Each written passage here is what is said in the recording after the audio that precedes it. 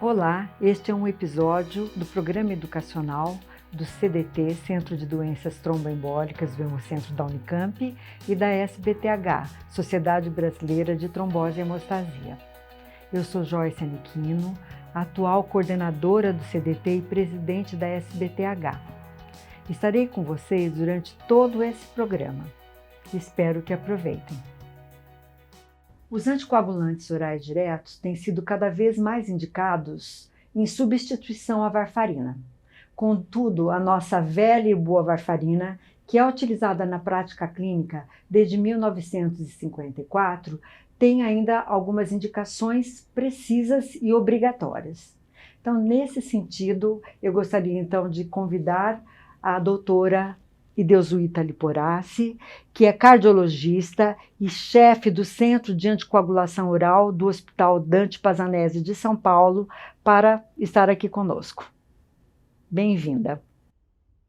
Muito obrigada, doutora Joyce. Eu me sinto muito honrada em participar desse programa educacional do CDT e também da Sociedade Brasileira de Trombose e Hemostasia.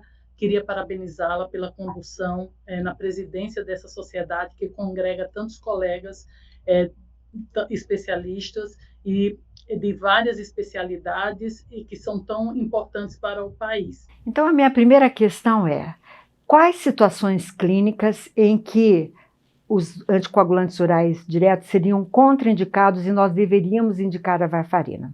As principais contraindicações dos novos anticoagulantes orais são naqueles pacientes portadores de próteses mecânicas, e os anticoagulantes orais diretos, eles foram avaliados nesse cenário.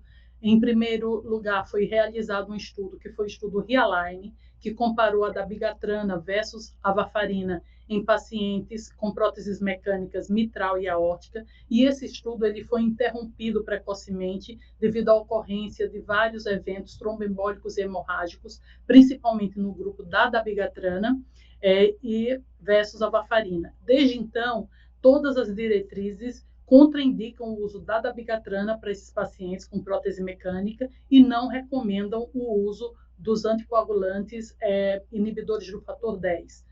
8 anos depois, foi realizado o estudo PROACT 10A, que pretendia incluir 1.000 pacientes avaliando a apixabana versus a varfarina nos pacientes com prótese mecânica ONEX na posição aórtica, que é considerada uma posição e uma prótese menos trombogênica.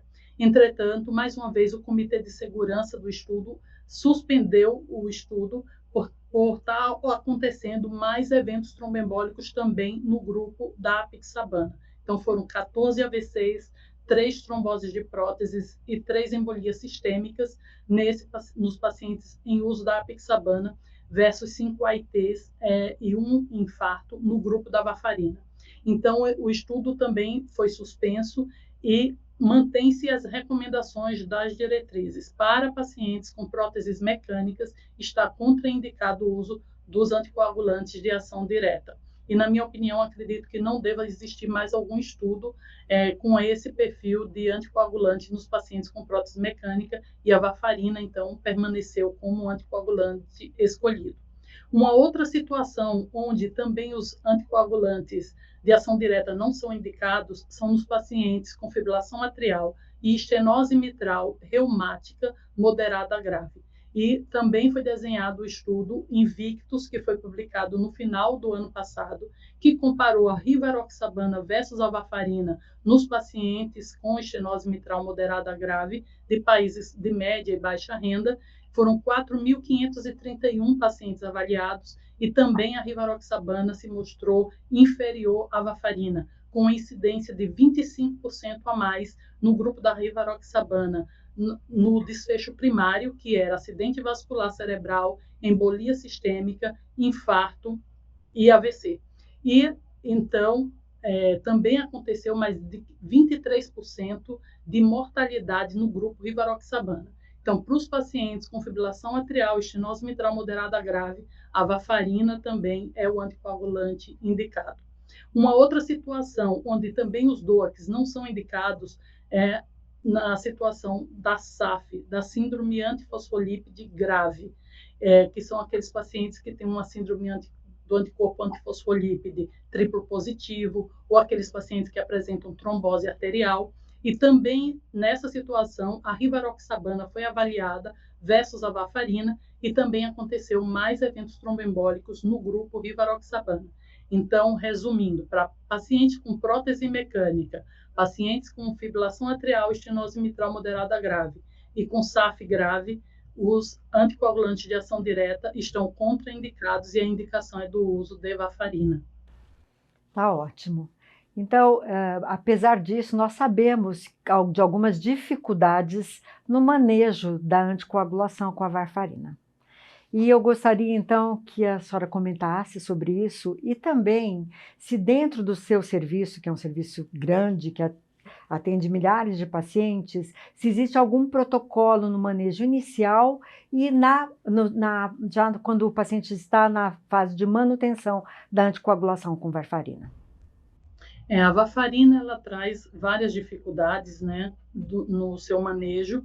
O principal é que a dose ela é individualizada, então cada pessoa tem a sua dose, isso por alterações metabólicas e farmacogenéticas. Então a gente tem que encontrar essa dose no início da anticoagulação do paciente.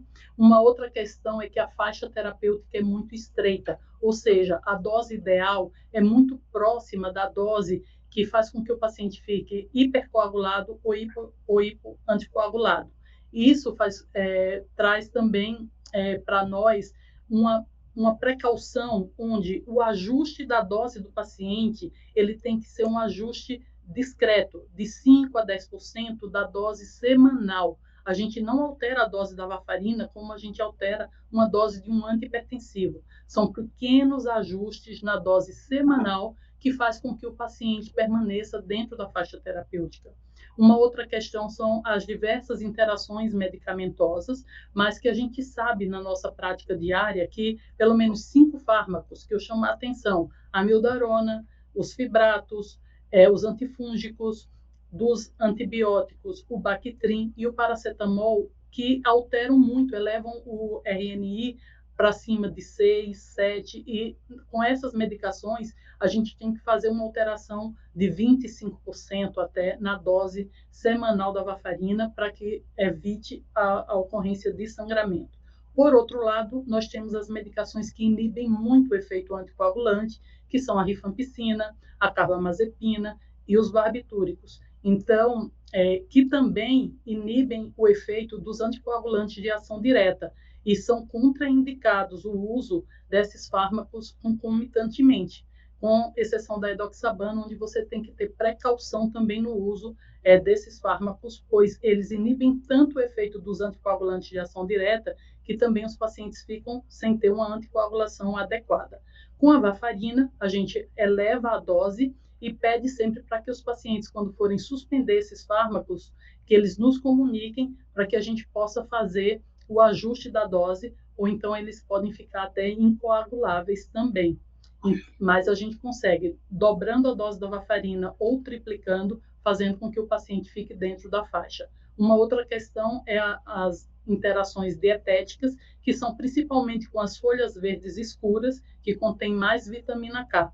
Então, atualmente, a gente não retira a vitamina K da dieta do paciente, porque já tem trabalho mostrando que quando esse paciente tem uma concentração baixa de vitamina K no plasma, ele oscila mais o valor do INR, então a gente tenta manter a dieta que o paciente já está habituado e nós só pedimos para que ele mantenha a dieta constante e equilibrada, principalmente nas folhas verdes escuras, que são as que mais contêm a vitamina K. Em relação ao nosso centro de anticoagulação, ele já existe há mais de 40 anos, né, porque está ligado à seção de valvopatias, que eram os pacientes que utilizavam varfarina ou fenprocumona naquela época e implantavam uma prótese mecânica. Então, já foram mais de 700 mil TPs avaliados na nossa seção. São 6 mil pacientes anticoagulados atualmente no Dante Pazanese. E nós temos um esquema para início da anticoagulação oral, onde esse esquema já foi validado, onde a gente inicia um comprimido por dia durante 3 dias. No 4º dia, nós fazemos uma redução da dose do paciente, dependendo do valor que vem esse tempo de protrombina.